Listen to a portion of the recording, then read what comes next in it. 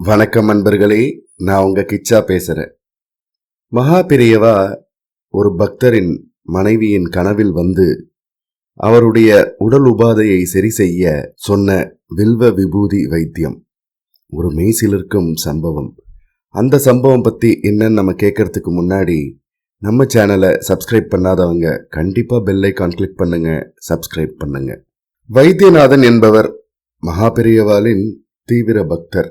அவர் தனக்கு நேர்ந்த அனுபவத்தை சொல்கிறார்.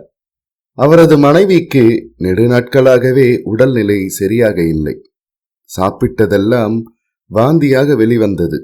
ஹார்லிக்ஸ் சாப்பிட்டு அதுவும் வாந்தியாக வெளிவந்த போது வைத்தியநாதன் மயக்கமடைந்த தனது மனைவியை ஆஸ்பத்திரியில் சேர்த்தார். இரவு முழுவதும் கண்காணிப்பில் வைத்துக் கொண்ட டாக்டர் விடிந்தவுடன் அம்மாவுக்கு உடலில் எந்த விதமான கோளாறும் தெரியவில்லை. அந்த டெஸ்ட் இந்த டெஸ்ட்னு தொந்தரவு கொடுப்பா. அதனால இப்போதே டிஸ்சார்ஜ் வாங்கிட்டு ஆத்துக்கு போயிடுங்கோ என்று சொல்லிவிட்டு அந்த கருணையான டாக்டர் போய்விட்டார். டாக்டர் சென்ற பின் பத்மா தன் கணவர் வைத்தியநாதனிடம் அந்த அதிசயத்தை சொன்னார். நான் முதல் நாள் நினைவிழந்ததும் மகா பெரியவா தனக்கு காட்சி கொடுத்ததாகவும், உனக்கு எல்லாம் சரியாகிவிடும், நாளையிலிருந்து காலையில பல் தேய்ச்ச உடனே ஒரு வில்வத்துல கொஞ்சம் விபூதி வச்சு முதல்ல சாப்பிட்ரு, 45 நாள்ல எல்லாம் சரியாயிடும் என்று அருள் பாலித்ததாகவும் பத்மா சொன்னார். மகா பெரியவா சர்வ வல்லமை படைத்த வைத்தியராயிற்றே.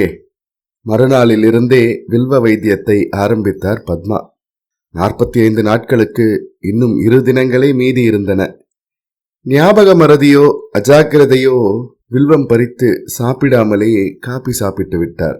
45ஆம் நாள் வைத்தியநாதன் தன் வேலைக்கு கிளம்பிக் கொண்டிருந்த சமயம் அவரது மனைவி பத்மா வயிற்றுக்குமட்டல் என்று வாந்தி எடுக்க அது இரத்தமாக இருந்தது கண்டு கணவர் ஆடிப்போய் ஆஸ்பத்திரிக்கு மனைவியுடன் விரைந்தார். போகும்போதே மனதிற்குள் மகா பெரியவாளிடம் முறையிட்டுக் கொண்டே போனார். மகா பெரியவா தங்களது கட்டளைப்படி செய்து வந்த வைத்திய முறையில் 2 நாட்கள் தடைப்பட்டது உண்மைதான். ஆனால் அது என் நம்பிக்கை குறைவாலோ அசிரத்தையாலோ ஏற்படவில்லை என்பது உங்களுக்கு கண்டிப்பாக தெரியும். தங்களின் அருளுக்காகவே காத்து கொண்டிருக்கிறேன் என்று பிரார்த்தனை செய்து கொண்டே போனார். டிபியாக இருக்குமோ என்று வைத்தியநாதன் சந்தேகப்பட்டார். உங்கள் மனைவிக்கு வெறும் பலகீனம் மட்டும்தான், டிபி எல்லாம் இல்லை, வீட்டுக்கு போங்கள் என்று பரிசோதித்த டாக்டர் சொல்லிவிட்டார். மனைவியை ஓய்வெடுக்க சொல்லிவிட்டு கணவர் தன் காரியாலயத்திற்கு கிளம்பினார். மகா பெரியவாளிடம் காலையில் முறையிட்டதை அவர் மறந்தே போய்விட்டார். ஆனால் என்ன நடந்தது? அவரது மனைவி புதிய தெம்புடன் அவரை வரவேற்றது மட்டுமல்லாமல் ஒரு அதிசயமான செய்தியையும் சொன்னாள். மத்தியானம் பக்கத்து வீட்டு மாமி இங்கே வந்தாள். நேற்று சென்னையில் அவரது பிள்ளையின் கல்யாணம் நடந்ததாம்.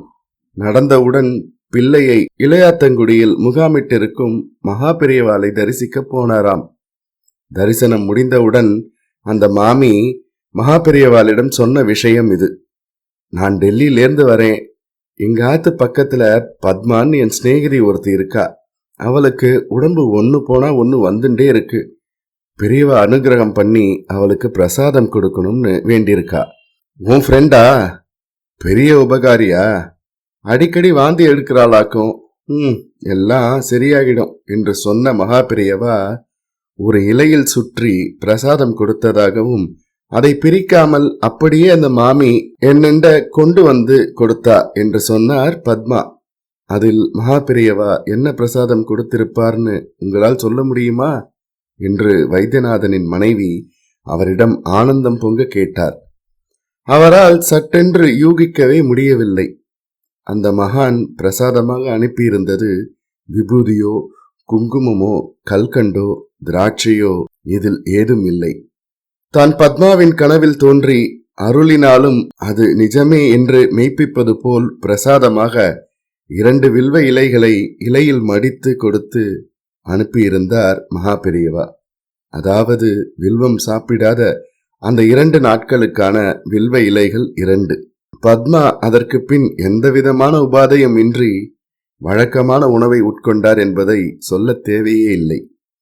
எப்படிப்பட்ட இடர் வரினும் மகாபெரியவாளே சரணாகதி என்றடைந்து விட்டால் போதும், எல்லாமே நல்லபடியாக முடியும் என்பது உண்மைதானே?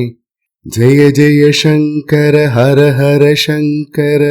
இந்த பதிவு உங்களுக்கு பிடிச்சிருந்தா லைக் பண்ணுங்க, ஷேர் பண்ணுங்க, கமெண்ட் பண்ணுங்க. மறக்காம பெல் ஐகான் கிளிக் பண்ணுங்க, சப்ஸ்கிரைப் பண்ணுங்க. நன்றி அன்பர்களே.